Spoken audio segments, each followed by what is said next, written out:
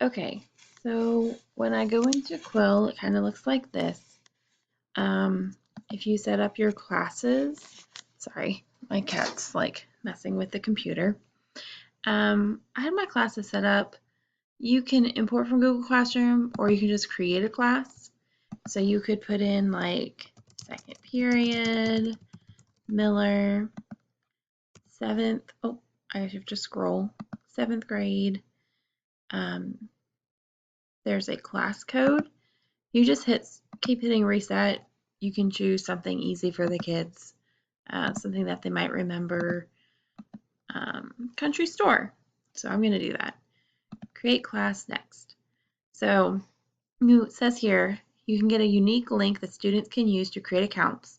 So you can copy this link and just put it into your Google Classroom, or you can create accounts for each student. If it was me, I would get a link and just have the kids do it. They know how to sign up for accounts. They have to do it a lot with anything they do these days. So I would hit that. It's going to give it to you. I would copy. Remember, this is just for that second period class. And then hit next, and you can download instructions. So it's a PDF. So I would download this right here, and I would actually, put it to your desktop, and I would load it up onto my Google Classroom so that your kids can see exactly what to do. So it says go to quill.org/join.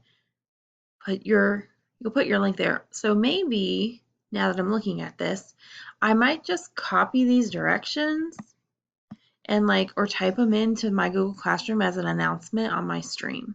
So I mean, whatever you want to do, whatever works best for you. So that's how you're going to get the kids in. Done. Okay, so here's my class. You can rename class, you can change grades.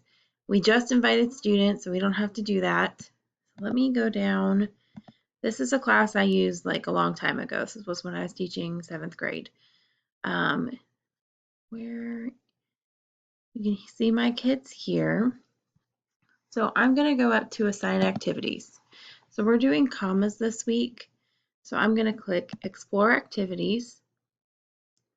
We're not going to have them do the diagnostic right now. And honestly, I don't know if we ever will because we kind of already know where they're at. You can choose activities from their library or you can explore pre-AP. We're going to choose from their library. And I already kind of looked ahead and I know that we want to do independent practice because the others don't have commas right now.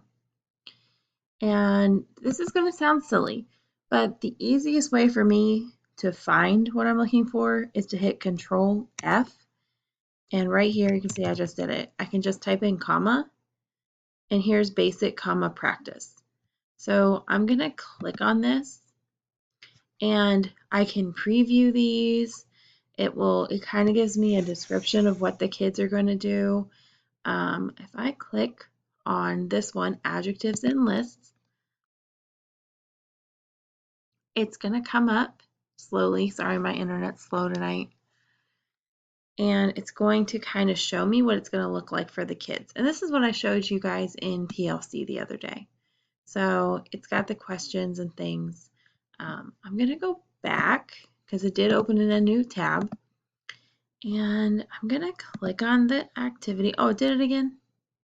I thought that's how I could assign it. So we got to think.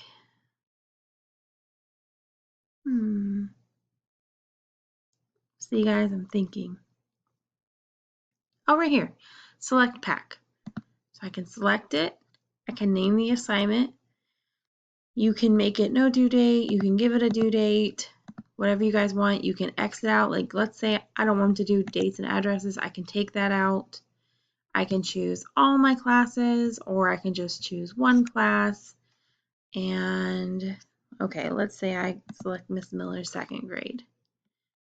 Then if you see, oops, sorry. Up here, it goes assign pack to class. I hit that, and it's assigned. That's it.